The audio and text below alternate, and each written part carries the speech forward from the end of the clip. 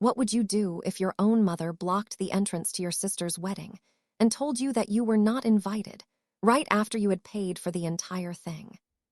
Before we go any further, tap that like button right now. It genuinely helps this story reach more people. And if you love stories about quiet people finally standing up for themselves, hit subscribe because this one earns it. My name is Athena. I am 34 years old, and 3 months ago I flew 18 hours to attend my younger sister's wedding. When I arrived at the venue, my own parents stood in the doorway and told me to leave. My mother said, "You weren't invited." I stood there in the dress I had picked out weeks earlier, holding a wrapped gift, and watched her face show absolutely no guilt. Here is the part that made it so much worse. I had signed every single vendor contract for that wedding. My name, my credit card, my signature. 3 days after they turned me away, my mother called, not to apologize, but about a bill. $38,000. Let me take you back to the beginning. Last November, my younger sister Brooke called me from Tennessee, glowing, engaged to a man named Garrett whose family owned the largest auto dealership chain in the county. I was thrilled for her. I asked when the date was and started looking at flights. My mother, Diane, quickly cut in and said not to spend a fortune on a ticket, that it was just a small wedding. That should have told me something right away. 2 weeks later, Diane called with a very different tone. She explained that the venue, caterer, florist, and photographer all required a credit card on file, and neither she nor Brooke had the credit history to secure it. She asked me to sign all 4 contracts. Just my name, she said. They would handle the payments. The total came to $41,000, with only $3,500 needed up front as deposits. I had heard this kind of promise before. I had co-signed a car loan for my father in my 20s that took years to untangle. I had wired money for what was supposedly a plumbing emergency that turned out to be Brooke's tuition. But this was my sister's wedding, and I told myself this was simply what family does. I signed everything. Over the next few months, I watched the wedding come together entirely from the outside. Brooke created a group chat for the wedding party and never added me. I never received a formal invitation, not printed, not digital. I told myself that was normal, that sisters don't need formal invitations. 2 weeks before the wedding, Brooke posted a rehearsal dinner photo captioned, "My whole family, my whole world."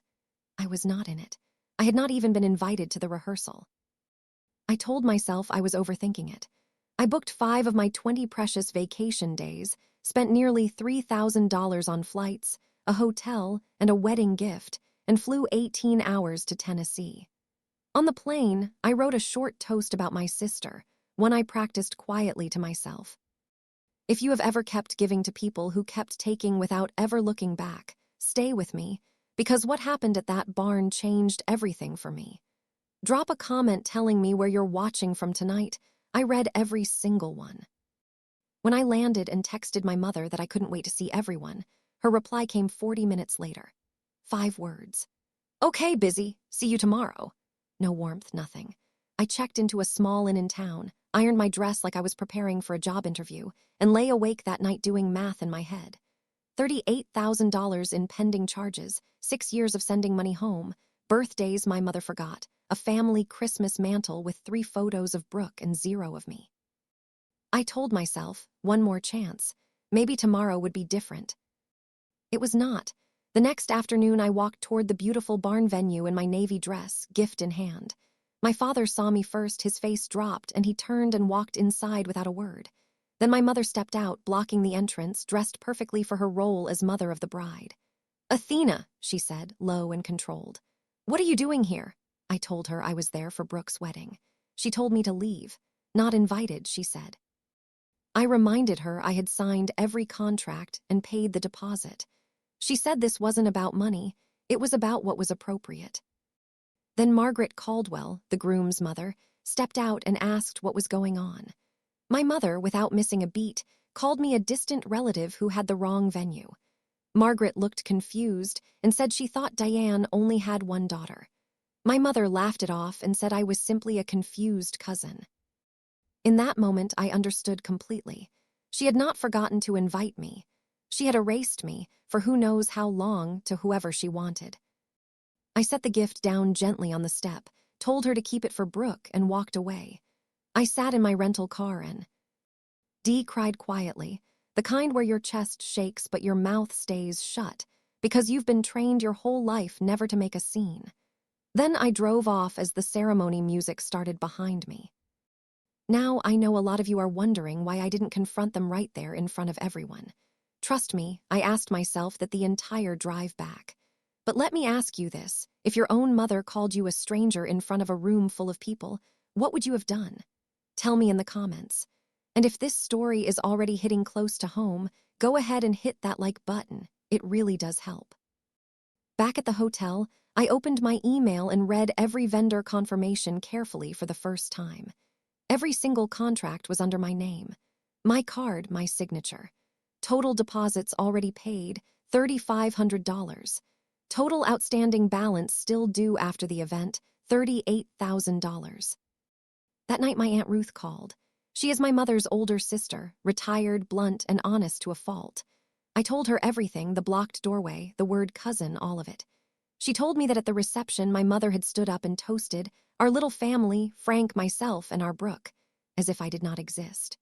Ruth was furious, and she told me plainly that I owed that room absolutely nothing. The next morning, Brooke posted her wedding photos online with the caption, "Surrounded by everyone who matters." I was not in a single frame. That same morning, the invoices started arriving in my inbox, all time-stamped from the night before, all addressed to me, all with 5-day deadlines.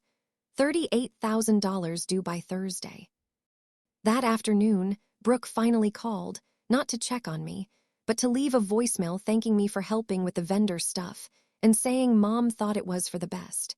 Not one word of apology for what happened at that door. I spent that Sunday night researching my legal rights. The person whose name is on a contract holds both the obligation and the authority. I could decline to authorize further payment and redirect it to the actual hosts.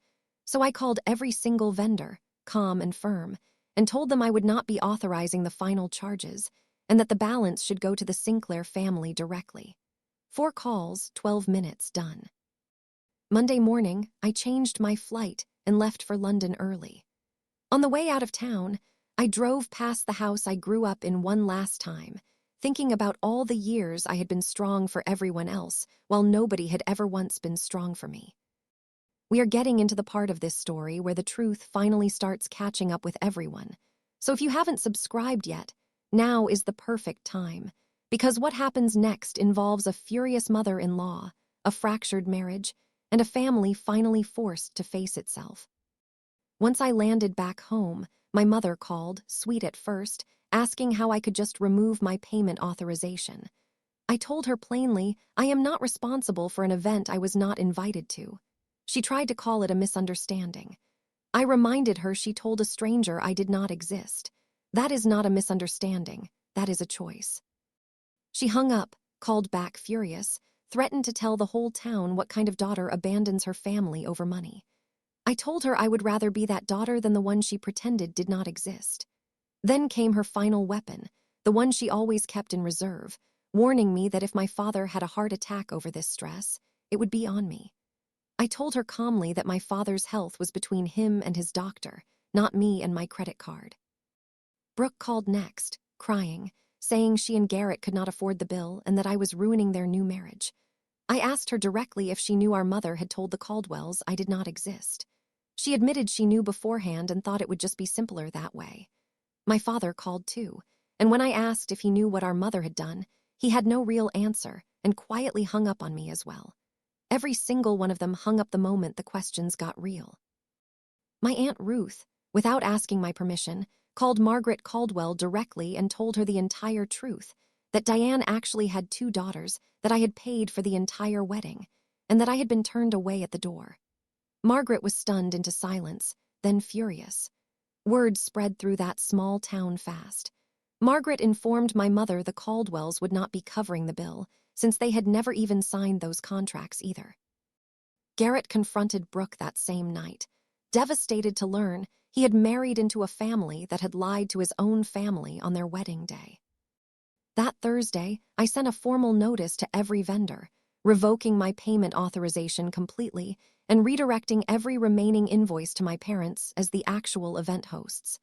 I canceled my card. I accepted the $3,500 in deposits as a loss, along with my travel costs, totaling just over $6,000. Honestly, learning the truth about my family for $6,000 felt like a bargain. Then I sent one final email to my mother, my father, and Brooke, stating clearly that I had redirected the remaining balance to them, that I would not discuss it further, and that any future relationship with me would have to start with honesty, not invoices. I hit send and finally felt a weight lift that I had been carrying for years. In the weeks that followed, the truth spread through their small town the way truth always does in small towns. My mother stopped attending her church out of embarrassment and switched to one 2 towns over. My father grew even quieter than usual. Brooke and Garrett ended up taking out a personal loan to cover the balance, with the Caldwells reluctantly co-signing, not out of kindness, but because their family name was attached to the event. Their marriage started with a serious fight over a sister Garrett never even knew existed. Brooke eventually texted me a long message, but it was entirely about her own problems, the loan, Garrett's anger, none of it an apology for what happened to me at that door. I told her clearly that my boundary was never about money. It was about being treated like real family, and that I would be here whenever she was ready to talk about that. A month later, my father sent me an email, the longest message he had ever written me in my entire life. He admitted he had stood there like a post and said nothing, that he was a coward, and that he was sorry he had not walked me inside. It was not a fix, but it was the first honest thing anyone in my family had said to me in years, and I held on to it. 6 months have passed since that day at the barn. I got promoted at work. I started therapy, working through what my counselor calls functional over responsibility, the belief that if I just gave enough, sacrificed enough, someone would finally see me. My Aunt Ruth and I talk every other Sunday. My parents have slowly been paying down the balance using their own retirement savings. My mother still has not called me. Ruth says she calls the whole situation Athena's tantrum. I suppose that is easier for her than calling it what it actually was. I do not tell you this story so you will hate my mother. She is flawed and scared, and somewhere along the way I simply became the piece that did not fit the picture she wanted the world to see. But I am telling you this because maybe you are the one who keeps flying 18 hours, literally or emotionally, for people who will not even hold the door open for you. Maybe you are the one signing the contracts and swallowing the silence and calling it love because you never learned another word for it. A boundary is not punishment. It is not revenge. It is simply the moment you decide you are worth more than an invoice. $38,000 was the price of my freedom, and I do not regret a single dollar I refused to pay. If you are the one who always pays, emotionally or financially, for a seat at a table that was never truly built for you, maybe it is time to build your own table instead. Tell me in the comments, would you have paid the bill, or would you have drawn the line? If this story meant something to you, hit like, subscribe, and share it with someone who needs to hear it tonight. Thank you so much for watching, and I will see you in the next story. Script data. I stood there in the dress I had picked out weeks earlier, holding a wrapped gift, and watched her face show absolutely no guilt.